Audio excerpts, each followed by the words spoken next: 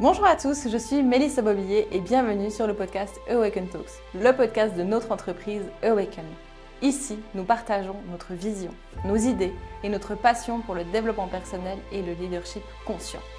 Dans chaque épisode, vous découvrirez non seulement qui nous sommes en tant qu'équipe, mais aussi comment nous percevons le monde autour de nous. C'est une occasion pour vous de voir notre manière de penser, si elle résonne avec la vôtre et si nos expériences peuvent enrichir votre parcours personnel. Bienvenue dans l'épisode numéro 2 du podcast Awaken Talks. Aujourd'hui, je suis en compagnie de notre très chère Manon, qui est notre coordinatrice des opérations et du développement chez Awaken. Mais Manon, ce n'est pas que notre collaboratrice, c'est aussi une amie à moi de longue date, parce qu'avec Manon, on se connaît depuis 2012. Et en fait, on s'est suivis durant toute notre vie professionnelle. Et lorsque j'ai voulu créer Awaken, avec ma vision, etc., c'était pour moi une évidence de proposer à Manon de faire partie de l'équipe parce qu'elle me suit là-dedans depuis très longtemps. Et j'avais envie d'une personne comme elle qui soit loyale, qui soit passionnée aussi et qui ait vraiment une conscience en fait déjà bien développée. Donc voilà pourquoi j'ai demandé à Manon de rejoindre l'équipe Awaken. Et du coup, les podcasts, il y en aura beaucoup qui seront faits avec Manon. Sinon, aujourd'hui, l'épisode est fait pour que vous appreniez un petit peu plus à me connaître. Manon a préparé un interview avec des questions qui me sont adressées pour que vous sachiez qui est vraiment Mélissa. Parce que comme j'aime le rappeler tout le temps, une des valeurs fondamentales de Awaken, c'est la transparence. C'est l'intégrité. Et en fait, j'ai envie que vous sachiez qui je suis Mélissa maintenant, qui je suis Mélissa dans ma vie privée, dans ma vie professionnelle, sur les réseaux, qui j'étais avant. Parce qu'en fait, j'ai vraiment aucun souci de parler de mon passé. Vraiment, je peux l'étaler comme ça devant vous. Et pour vous montrer en fait que on peut se remettre de tout, qu'on peut faire la paix avec soi et être fier même de la personne qu'on a été. Même si on n'a été pas forcément toujours une bonne personne, on peut dire. Donc voilà un petit peu le but de l'épisode aujourd'hui. Et maintenant, je te laisse commencer avec la première question. Parfait. Alors, Mélissa, la première, c'est... Qui es-tu? D'où viens-tu? Et depuis quand tu as cette connexion au monde spirituel? Alors, moi, c'est Mélissa, pour ceux et celles qui ne me connaissent pas. Je vis dans un petit village en Suisse et j'ai grandi dans le village d'à côté. Voilà, je ne me suis pas trop dépaysée. Sinon, depuis toute petite, en fait, je me souviens que j'avais déjà une sensibilité un peu hors norme, mais je ne savais pas du tout mettre des mots dessus. J'en remarquais juste que je ressentais vraiment les choses de manière décuplée et je voyais les gens autour de moi et pour les mêmes choses qui m'arrivaient, ils ne réagissaient quasiment pas. J'ai des souvenirs qui remontent à très loin et notamment des souvenirs de mes 1 an, je crois, où j'ai des flashs, etc. Et je me vois encore jouer dans ma chambre en train de me créer des dimensions parallèles et tout. Et je ne savais pas ce que je faisais, mais je le faisais. Et en fait, c'est là où on voit que les enfants sont tellement plus réceptifs à tout ça, en fait, parce qu'ils n'ont pas les croyances, ils n'ont pas l'ego, ils n'ont pas tout ça. Donc, en fait, ils sont vraiment en train de créer leur life. Et puis j'étais vraiment épanouie comme ça. Mais ayant grandi dans une famille qui était vraiment coupée de ses émotions, en fait, moi, petit à petit, j'ai commencé à me couper de mes émotions. J'ai pas grandi dans une famille toxique, j'ai grandi dans une famille aimante et pourtant j'ai été une enfant blessée. Et ça a été très compliqué à accepter pour moi parce qu'au début je minimisais tout ce qui m'arrivait, tu vois. Je me disais vraiment, non mais de toute façon moi ça va, j'ai pas à me plaindre. Il y a pire. Ouais, il y a pire, tu vois. Et je me souviens même, je reviendrai après, mais en 2018 quand j'ai commencé à vouloir travailler sur moi, en fait à la base j'avais acheté le livre des 5 blessures pour guérir mon ex. Donc pour dire à quel point j'étais à 1000 lieues de m'imaginer que moi j'avais besoin de guérir, que moi j'avais besoin de faire un travail sur moi. Et justement j'ai appris à accueillir en fait tout ce qui m'est arrivé dans mon enfance, à reconnaître que effectivement j'ai manqué de nourriture affective et que c'est ok. Ça veut pas dire que je vais accabler mes parents, mais ça veut dire que je reconnais qu'est-ce qui a été. Et c'est comme ça que j'ai pu du coup m'en libérer et puis guérir par rapport à ça. Et après dans mon enfance j'ai vécu aussi très tôt du harcèlement. Je me souviens à la crèche, quand j'avais 3 ans, je vivais de l'intimidation avec les autres filles qui se mettaient en rang devant moi. C'est fou. Et qui me faisaient du bizutage. On me faisait bouffer des perles, Manon. Des perles. Tu sais, ces perles-là avec le fer à repasser, là. Tu dois faire fondre pour donner l'image, là. Il y avait genre une bouteille comme ça, avec remplie de perles. Puis on me disait que c'était des bonbons, que je devais les manger pour être copine avec. Alors en fait, c'était que des trucs comme ça. Mais aucune d'elles n'en a mangé. Non. Non, elle faisait semblant en fait. Elle me disait, mais regarde Mélissa, c'est comestible. Et puis elle le mettait dans la bouche, puis après elle le mettait sur le côté. Ouais, Voilà. super. Et dans cette crèche, en plus de ça, je me souviens que j'arrivais et je hurlais parce que ma maman, elle me laissait dans la crèche. Et j'avais déjà le syndrome de l'abandon à ce moment-là, tu vois. Donc elle me laissait, mais je hurlais de toutes mes forces. Je ne voulais pas. Et en fait, on me versait des seaux d'eau sur la tête. Vraiment. Ouais. Et après, je me souviens, j'avais des grosses colères en fait quand j'étais petite parce que je ne savais pas extérioriser. Et en plus de ça, je vivais les émotions des autres. Mhm. Donc en fait, genre j'étais, j'avais envie d'imploser. Puis des fois, j'explosais en fait la moindre petite chose. Mais en fait, c'est parce que c'était une accumulation de toutes les émotions que j'avais vécues avant. Et puis des douches froides, je m'en suis ramassée. Après, mes parents ont fait du mieux qu'ils peuvent, hein, bien entendu. Mais du coup, voilà, ça a créé quand même un traumatisme en moi que quand je vis mes émotions, c'est pas génial, tu vois. Mhm. Et je me souviens que quand j'étais enfant, j'extrapolais absolument tout. Je dramatisais des choses qui m'arrivaient pour que les gens ressentent à quel point j'avais mal. Parce que j'avais l'impression, tu sais, que si je racontais l'événement comme si c'était passé, les gens allaient me dire, bah et alors? Ouais, t'étais pas prise en considération. Pas du tout. Pas du tout. Mais en fait, je leur en veux pas, tu vois, parce qu'en soi, vu qu'ils étaient déconnectés eux-mêmes de leurs émotions, Mhm. logique. Tu vois, Ouais, toi, voilà. Donc voilà comment ça a commencé. Et puis après, j'ai beaucoup aimé mon enfance à l'école primaire parce que c'était une école de petit village, tu vois, et c'était cool, c'était chouette. Mais après, très vite, de nouveau, j'étais dans le même schéma avec les filles, tu vois. Donc en fait, les filles, elles me faisaient du chantage un peu, tu vois. C'était genre, si tu fais pas ça, t'es plus ma copine. Mhm. Puis moi qui voulais absolument rentrer dans le rang, c'était impossible de ça, tu vois. Donc après, j'ai toujours grandi en marge de la société, tu vois, dans le sens où je me suis jamais sentie à ma place quelque part. Je ne me sentais pas comprise. J'avais l'impression d'être seule au monde. Mais tu sais, pas en mode seule, parce que personne ne m'aime, tu vois. Mais un profond sentiment de solitude que personne ne me comprend. Le fait que tu sois entourée, c'est horrible. Oh, c'est ça. Et en fait, personne ne me comprenait parce que personne ne comprenait comment je fonctionnais. Mhm. Et aujourd'hui encore, hein, je peux le dire. Voilà, même si je suis très entourée, même s'il y a des personnes qui me comprennent sur certains sujets, tu vois, sur le fond du fond, je me sens pas comprise. Mais aujourd'hui, je ne ressens plus ce sentiment de solitude parce que je me sens complète avec moi-même, tu vois. Ouais. Donc en fait, je sais que je serai toujours là pour moi et que c'est OK. Mais des fois, quand tu sais, tu as des accès en fait à d'autres capacités, à d'autres choses, tu ressens les choses de manière différente, en fait, tu as l'impression que personne ne peut percevoir qu'est-ce que tu perçois toi, tu vois. Et du coup, ça a été, ça a conditionné en fait toute ma vie, tu vois, de me sentir vraiment très seule.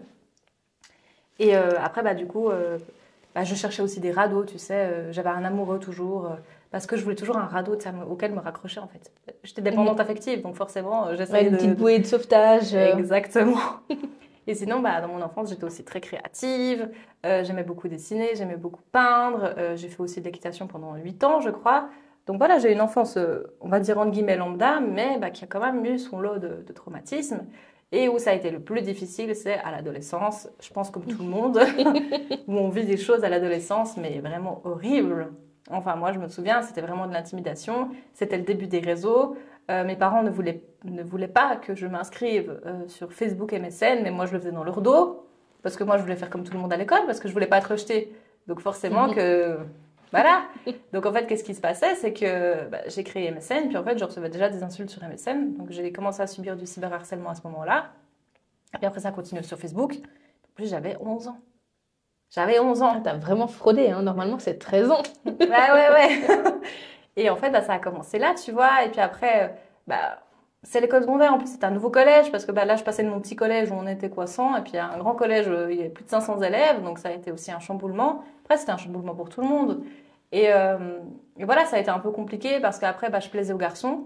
Et je comprenais pas trop pourquoi, tu vois, parce que physiquement, j'étais normale, tu vois, je dépassais pas de la moyenne. Et en fait, les garçons, souvent, étaient vers moi. Et moi, j'avais un cœur d'artichaut. Donc, en fait, chaque semaine, je changeais de copain. Tous les jours, un nouvel amoureux. Exactement.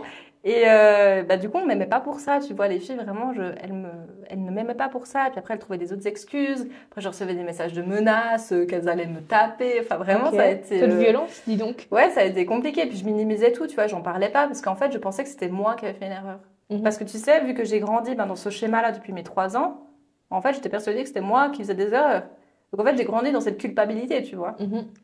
Et en fait, ça continue comme ça jusqu'à mes 22 ans, je crois. Où vraiment, je recevais des messages d'insultes, de menaces et tout. On m'a fait des réputations horribles, sans fondement, en fait. Et même si c'était fondé, ça détruit quelqu'un, vraiment. Et après, voilà, ça a été compliqué. Et puis en fait, on s'est connus du coup quand j'ai eu 15 ans. Et ça a été vraiment une révélation pour moi parce qu'en fait, je suis arrivée dans un monde d'adultes et j'étais là, enfin. Je précise juste qu'on s'est rencontrés au moment où on a commencé notre apprentissage. Oui, notre CFC ou CAP si vous êtes en France. Et du coup, moi j'avais 15 ans, maintenant j'avais 17 ans. Et en fait, je suis arrivée dans ce monde d'adulte. Déjà, je n'étais pas hyper préparée. Faut dire ce qu'il y a. 15 ans, c'est tout quand même. Hein. Ah ouais, 15 ans, c'est très jeune. Hein. On te dit, vas-y, choisis ce que tu vas faire comme métier maintenant. C'est rude. Hein. Oui, totalement. Et du coup, on s'est rencontrés. Mais après, ça a été cool parce que dans la classe, en fait, on s'entendait hyper bien. On avait une super classe. On se marrait trop toute la journée. Sauf que, en fait, j'ai commencé à vivre du mobbing avec ma gérante, quoi. Donc, du mobbing, pour rappeler qu'est-ce que c'est qu'en gros, c'est une ou plusieurs personnes en fait, qui vont s'acharner sur quelqu'un au travail, limite le harceler et le traiter différemment des autres. Ouais.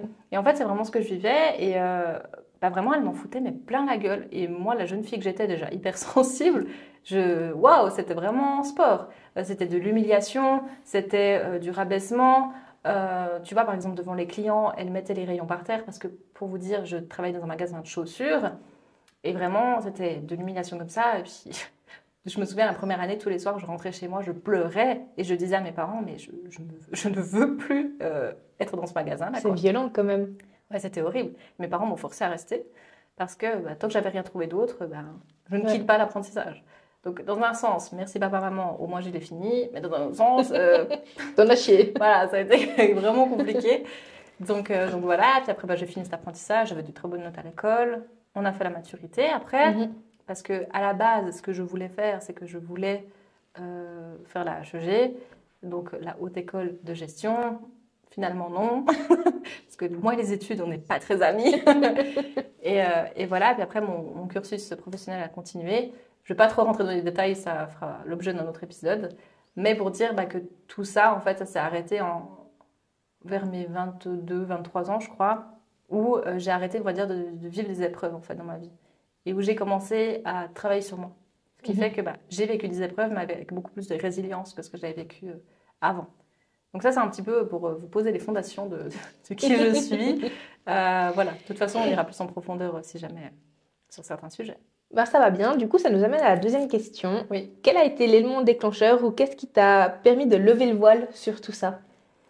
Qu'est-ce qui t'a fait prendre conscience? Donc, comme je le disais juste avant, moi, j'étais sûre que je n'avais pas besoin de guérir. Comme beaucoup de monde. Et je me souviens encore, en fait, j'avais acheté le livre des 5 blessures de Lise Bourbeau. En fait, ce livre-là m'a été recommandé par ma cousine. Et elle m'a dit, tiens, ça pourrait t'intéresser. Et puis, en fait, du coup, je parlais de ce livre-là. Et j'en parlais à mon entourage, j'en parlais à ma famille. Et je me souviens, je dis à ma tante, mais regarde, le livre, là, ça parle de la blessure d'abandon. Je vais pouvoir soigner X, on va l'appeler X. Et elle me dit, mais ma chérie, elle m'a dit, il faut commencer par te soigner toi. Je dis, mais qu'est-ce que tu me racontes? Pourquoi faire ça? Me soigner moi, quelle idée, moi je suis parfaite. Enfin vraiment, tu sais, j'étais vraiment dans ce truc-là. Et en fait, j'ai commencé à lire le livre. J'étais encore sous l'emprise de mon ex parce qu'il faut savoir que la relation s'est terminée en août 2018, mais que en fait, c'était une relation de manipulation, ce qui fait que j'étais sous son emprise encore très longtemps après l'avoir quitté. C'était vraiment horrible parce qu'en fait, je savais que je ne l'aimais pas, mais j'étais toujours attirée vers lui. Donc en fait, en parallèle de lutter en fait contre cette envie de retourner vers lui, tu vois, j'ai commencé à lire ce livre-là. En parallèle aussi de ça, il faut dire quand même que je sortais extrêmement beaucoup. C'est aussi une façon en fait pour moi de reprendre mon pouvoir, tu vois. J'étais tellement mis en cage pendant 1 an que j'avais besoin de sortir, de faire la fête, de me reconnecter à mon pouvoir de femme aussi, tu vois. Sauf que clairement, c'est pas comme ça qu'on se reconnecte à son pouvoir de femme. Mais sur le coup, c'était vraiment dans cette... C'est ce qui paraissait évident sur le moment. Exactement. Et j'ai lu ce livre et puis au début, j'étais là, mais c'est quoi ces conneries? Donc ça, c'était la première lecture. En plus, elle parlait de vie antérieure. Je me suis dit, mais oh là là, mais qu'est-ce que c'est que cette sorcière? Carrément, au bûcher. Vraiment, parce que avant, j'étais très cartésienne, en fait. Donc pour moi, les vies antérieures et tout, mais no way. Enfin, c'était pas du tout mon truc. Et en fait, ce livre, je l'ai relu une deuxième fois. Je l'ai relu une deuxième fois, quelques mois après, et je l'ai lu. Et là, ça m'a fait waouh. En fait, j'ai lu les masques qu'elle décrivait. Et je me suis dit, ok, en fait, je pensais que c'était ma personnalité, quoi. J'étais sûre, en fait, des traits qu'elle parlait, j'étais sûre que c'était moi, mon identité. Et du coup, j'ai fini ce livre, j'étais là, ok. Du coup, je suis qui? Genre, quelle est ma personnalité? La remise en question complète. C'est totalement ça, tu vois. Et après, j'ai voulu me soigner, tu vois. J'ai voulu chercher des personnes et tout. Donc, j'ai fait beaucoup de kinésiologie. Ça m'a bien aidé.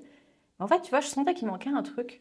J'étais là, mais en fait, mais comment faire? Genre, qui voir, qui consulter? Ouais. Enfin, j'en avais aucune idée. Je ne savais pas du tout qu'est-ce qui existait comme métier dans le bien-être. Vraiment, c'était le flou total autour de moi. Je ne savais pas que ça existait les énergéticiens, radiesthésistes, médecine holistique, psychothérapeutes, mais tout ça, j'en avais aucune idée. Littéralement. C'est encore très méconnu, malheureusement. Hein. En 2018, beaucoup plus que maintenant, Ouais. tu vois. Et puis du coup, j'ai commencé à faire des séances de kinésiologie, donc ça m'a beaucoup aidé, mais finalement, c'était quand même pas assez profond pour moi, parce qu'en fait, j'avais vraiment besoin d'opérer une sérieuse remise en question. Donc en fait, après, de 2018 jusqu'à 2020, je me suis un peu laissée aller, et puis tu sais, j'étais dans un purgatoire émotionnel, donc en fait, je ressentais rien. Je me souviens surtout l'année 2020, je ressentais ni des émotions positives ni négatives. Genre vraiment, calme complet. C'est fou quand même de se dire ça. C'était horrible. Vraiment, c'était horrible. Bon, surtout moi qui vis au gré de mes émotions. Genre vraiment, c'était vraiment compliqué. Et en fait, qu'est-ce qui s'est passé? C'est qu'en janvier 2021, j'ai vécu ce qu'on pourrait appeler une reconnexion avec une autre âme. Et en fait, ça a été... comment dire? Ça a été compliqué. Parce qu'en fait, déjà, cette personne-là, d'un point de vue terrestre 3D, c'était vraiment la personne, je me suis dit, mais jamais de la vie. Genre vraiment, dans ma tête, c'était catégorisé impossible, no way, tu vois. Et puis, du coup, ça m'a remis toute ma vie en question. Véritablement. En fait, ça a été une telle reconnexion. En fait, je me suis reconnue en lui, tu sais, c'est comme si je me voyais, en fait. Je le regardais, je me voyais moi. Le miroir. Ouais, très bizarre. Et, mais vraiment en 3D, tu vois. Mhm. Donc, vraiment très bizarre. Et puis, en fait, j'ai remis toute ma vie en question. C'est comme si tout ce que je pensais être la réalité, tout ce que je pensais être la vie, ça n'existait pas. Du moins, pas de la manière dont je le percevais, en fait. Mhm. Et en fait, il est venu me réappuyer partout là où j'avais besoin. Donc au début, ça a été un peu compliqué, surtout que j'étais très seule là-dedans, parce qu'en fait, je peux en parler à personne, tu vois. Enfin, les gens allaient me prendre pour une tarée. Que je dise que je suis amoureuse d'un type que je connais depuis 2 semaines. Mais en fait, ça a été le plus beau cadeau, vraiment. D'ailleurs, si tu me regardes, merci. Parce que ça a été le plus beau cadeau que je pouvais me faire à moi-même, qu'il a pu me faire, parce qu'en fait, c'est grâce à ça que j'ai travaillé autant sur moi. Mhm. Parce qu'au début, je travaillais sur moi pour être avec lui. Logique. Et au début, je me souviens, attends, 1 mois après, j'ai pris rendez-vous chez un énergéticien, c'était la première fois. Non, la deuxième fois, pardon. La première fois, ça a été un fiasco. Mais c'était la deuxième fois. Et je me disais, après une séance, je suis guérie. Bien sûr, Mélissa, bien sûr. Mais ça, pour vous dire, c'était il n'y a pas si longtemps, c'était en février 2021. Donc c'était il n'y a pas si longtemps que ça. Pour vous dire à quelle vitesse j'ai évolué, c'est assez fou, je trouve, mais moi, je m'en rends compte. Et en fait, j'étais sûre, après une séance, c'était plié. Le raccourci idéal. Vraiment. Mais parce que, tu sais, j'étais tellement loin de tout ce monde-là, tu vois, de travailler sur soi et tout. Enfin, tu sais, tout était tellement léger, peu profond dans tout ce qui était véhiculé sur les réseaux et tout, qu'en fait, moi, j'étais là, mais tranquille. Et en fait, j'ai compris que pas du tout ma belle. Vraiment, la guérison, c'est un travail de tous les instants. Et puis, j'ai commencé à travailler sur moi. Et puis, en fait, peu à peu, j'ai commencé à me reconnecter à moi. J'ai commencé à, du coup, libérer mes blessures. Et en fait, j'ai vécu en août 2021, oui, août 2021, un événement qui a tout changé. En fait, je pense que j'ai tellement travaillé sur moi, j'ai tellement médité, j'ai tellement fait du journaling, l'introspection et tout pendant les 8 premiers mois de 2021, 7 premiers mois, tous les jours, comme une tarée, mais vraiment comme une tarée, qu'en fait, ça a réveillé un truc en moi. Ça a réveillé un truc en moi et je me souviens, je me suis réveillée, c'était au mois d'août. Et j'ai vu la vie en rose. C'est beau. J'ai vu la vie en rose, genre, tu sais, tu mets les lunettes. Et j'ai vu la vie en rose. Vraiment, je ressentais les connexions entre tous les êtres. Je ressentais qu'on venait tous du même endroit. je ressentais que de l'amour profond et sincère pour les plantes, pour les pierres, pour les animaux, pour tous les gens qui m'entourent, même ceux que je connais pas. Et vraiment, j'étais en plénitude, mais genre vraiment béatitude, tu vois, carrément. Genre vraiment, t'es un peu teubé, tu vois. Et c'était vraiment ça. Et ça a duré une semaine, je crois. Et ça a été le vrai éveil spirituel. Parce que souvent, l'éveil spirituel est confondu, tu vois. Les gens pensent que l'éveil spirituel, c'est savoir que le monde subtil existe. Mais selon moi, l'éveil spirituel, c'est vraiment quand tu ressens, en fait, tout ça. C'est quand tu peux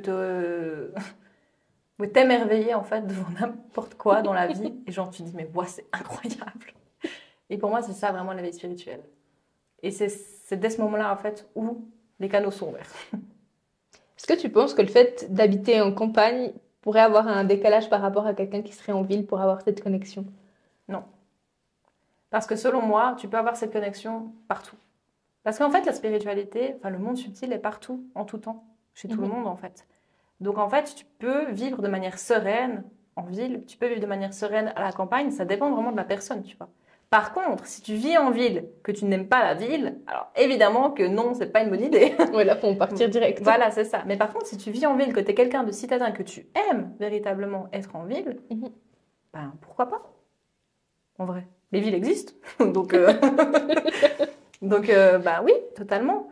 Pour moi, vraiment, être, tu vois, connecté au monde subtil et tout, c'est propre à chacun. Moi, j'ai vécu de cette manière, tu vois, mais quelqu'un d'autre peut le vivre d'une autre manière. Tout à fait. Donc, vraiment, rester ouvert et puis il n'y a pas de règles. Ça, c'est une chose. Hein. Vraiment, dans la spiritualité et tout ça, il y a zéro règle. Je pense que c'est quand même très important de le mentionner parce que c'est quelque chose où on se pose beaucoup de questions au tout début, comme toi, tu as pu te questionner.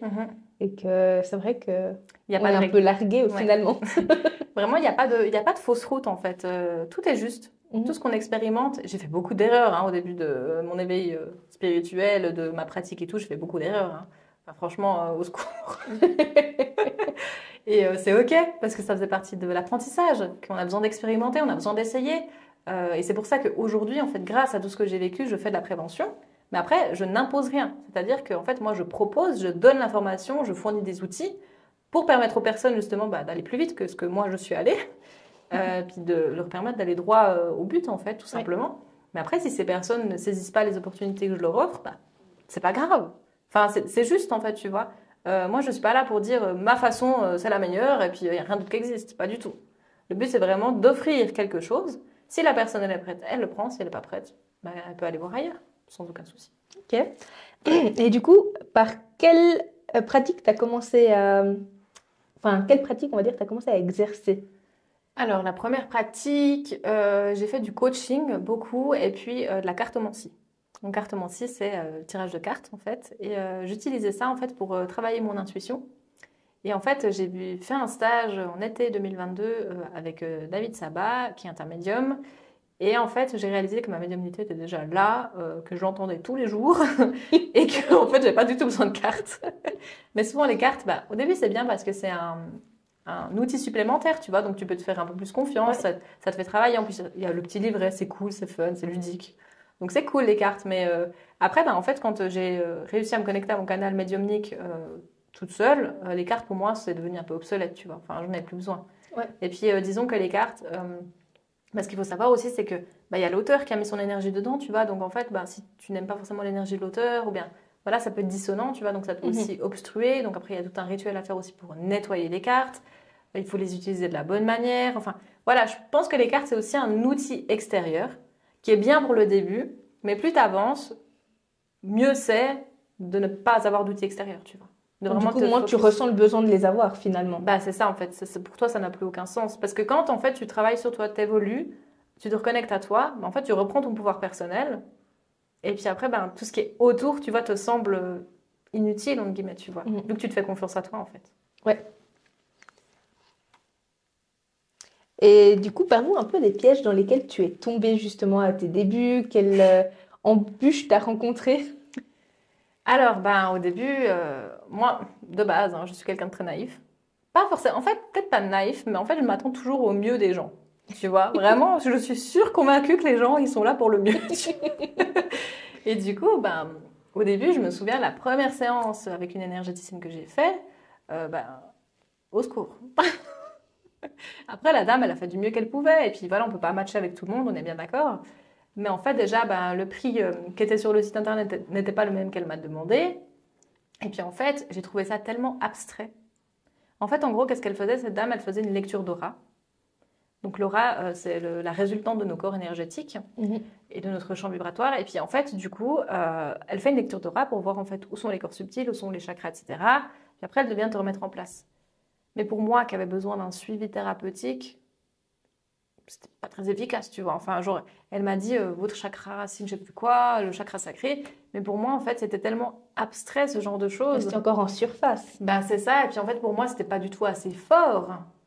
En fait, tu vois, je sentais qu'il manquait quelque chose, mais en plus, je me suis pas du tout sentie mieux après. En fait, j'ai même rien senti pendant la séance, tu vois. Mais j'étais tellement coupée de moi-même, de mes émotions, de mes ressentis, j'ai rien senti du tout, tu vois. Et puis après, je me souviens, en fait, j'avais eu grave un préjugé aussi quand je suis arrivée. C'était qu'il y avait des belles voitures qui étaient parquées devant.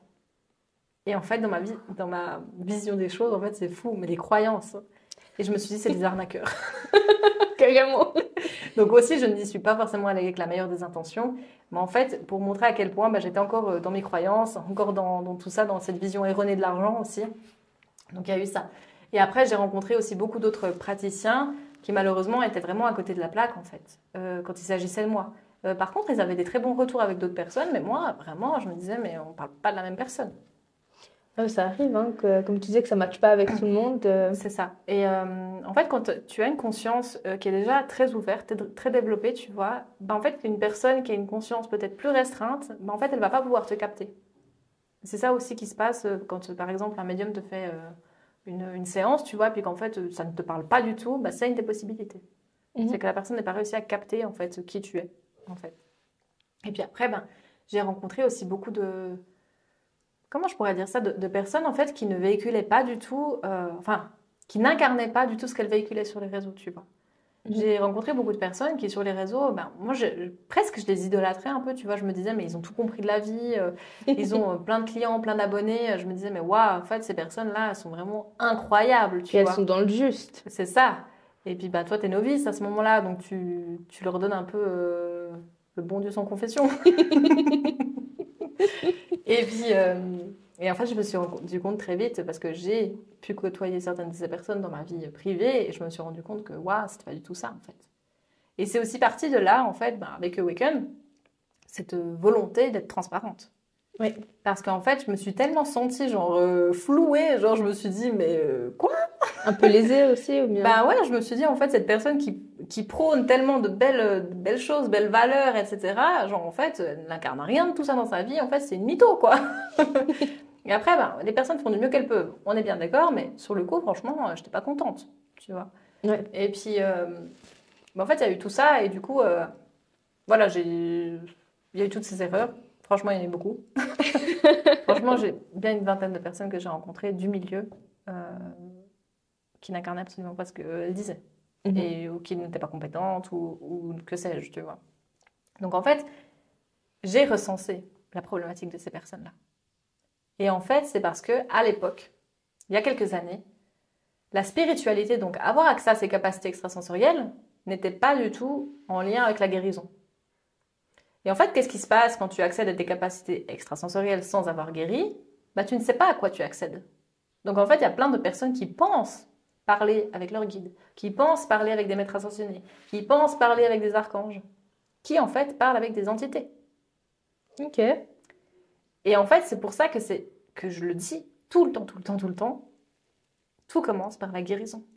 La guérison est le point fondamental si tu veux te lancer dans ce domaine-là. Parce qu'en fait, la guérison, qu'est-ce que ça va te permettre? Ça va te permettre de faire remonter tout ce qui est dans l'inconscient à la conscience, de libérer, de reconnaître, de guérir. Et en fait, c'est ça qui va t'offrir une grande vision des choses. Parce qu'en fait, tes traumatismes, ce que j'appelle ton bagage traumatique, ton bagage karmique, ton bagage relationnel, c'est tout ce qui t'alourdit, tu sais, dans ton énergie. Et en fait, ça vient se loger dans ton subconscient, donc tu ne le vois pas. Et ça vient te créer du brouillard intérieur. Et en fait, comment tu veux voir le soleil alors qu'il y a du brouillard? On est d'accord que ce travail de guérison est important, autant qu'on souhaite travailler dans la spiritualité que pas du tout, finalement. Partout, voilà. Vraiment, le travail de guérison, pour moi, c'est la clé de l'avenir. Vraiment, c'est... Si il y a une chose que je suis convaincue au plus profond de moi-même, c'est que la guérison, c'est la clé d'un monde harmonieux. Parce qu'aujourd'hui, si les gens se comportent comme des connards, c'est parce qu'ils n'ont pas guéri, c'est parce qu'ils ont des croyances, parce qu'ils sont dans des schémas, parce qu'ils sont dans des blessures, parce qu'ils agissent avec leur ego. C'est simplement ça. Mais l'âme, de base, l'âme est pure. Tu vois? Tout à fait. Après, bien entendu, qu'il y a des personnes qui sont venues ici expérimenter les parts d'ombre. Et c'est normal, c'est OK. Tout le monde ne peut pas faire ce travail de guérison. Ça, il faut s'en rendre compte aussi. Bien sûr. Mais la guérison est la clé de tout. C'est la clé d'une plus grande conscience. C'est la clé d'être conscient de soi, de qui on est, de nos émotions, de nos pensées, de nos actions, de notre passé, de si je fais ça, quelle action ça va avoir sur telle ou telle personne. Enfin, c'est ça la conscience. C'est vraiment être omniprésent, tu sais, dans la vie. Genre, tu as vraiment une vision à 360 de ta vie. Et pour moi, c'est la base. Donc c'est un peu pour ça finalement que tu as décidé de partager avec nous tout ton savoir, tes connaissances Exactement. Sur le développement personnel et tout ce qui l'entoure alors. C'est ça. Et bah surtout que, tu sais, j'ai été tellement mal guidée en fait. Quand j'ai commencé mon travail, j'ai tellement trouvé personne, tu sais, que en fait, j'avais envie d'être cette personne pour les autres, tu vois. D'offrir cette porte vers une vie plus heureuse, plus épanouie et tout, tu vois. Donc après, je dis toujours que moi, je suis là pour vous donner les outils, tu vois, mais pas pour faire le travail à votre place. C'est aux personnes de s'engager véritablement envers elles-mêmes, de le vouloir du plus profond de leur tripe, et ensuite ça peut fonctionner. Mais si déjà la personne ne le veut pas vraiment, et que peut-être elle se met dans une position peut-être encore de victime, parce que c'est trop tôt, tu vois, pour elle, bah forcément ça va pas fonctionner. Donc je ne suis pas une magicienne, mais j'offre des outils concrets qui fonctionnent pour autant qu'on les applique. Oui, parce que je rappelle quand même que le travail du thérapeute, du coach, etc., c'est le 20%, le reste, c'est le 80%, c'est toi qui le fais. Parce que tout ce que j'enseigne, c'est des choses à remettre encore et encore en place dans sa vie, à les répéter encore et encore, parce que plus tu seras consciente, plus tu vas guérir, plus tu auras des nouvelles compréhensions en relisant les mêmes choses. Et plus on pourra évoluer. Exactement. Parce que le but est d'être dans une permanente croissance personnelle. Tout à fait. Donc voilà.